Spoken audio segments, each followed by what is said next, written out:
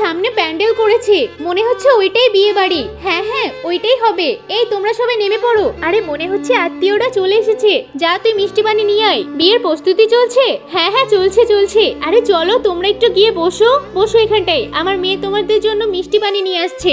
অনেকটা দূর থেকে এসেছি, আগে একটু বেশি করে পানি খেয়ে নি। আচ্ছা ভাই, এই পিছনের বাড়িটাই কি তোমার নাকি? না, এটা তো প্রতিবেশীদের বাড়ি, বরযাত্রীরা আমাদের বাড়িতে যাবে না বললো। আচ্ছা তোমরা খেয়ে নাও, তোমাদেরকে আমাদের বাড়ি দেখাতে নিয়ে যাব। চলো চলো আগে তোমাদের বাড়িটাই দেখে আসি।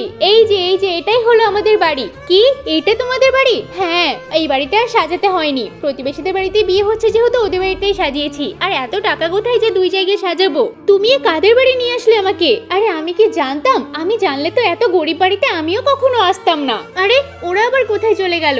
মনে হয় এদিক ওদিক ঘুরে বেড়াচ্ছে। যাই, আমার আবার অনেক কাজ আছে, সেই কাজগুলো সেরে ফেলি। এই আস্তে আস্তে ওইদিকে নিয়ে চলো। হ্যাঁ হ্যাঁ ঠিক আছে ঠিক আছে। আরে ওরা চলে যাচ্ছে নাকি?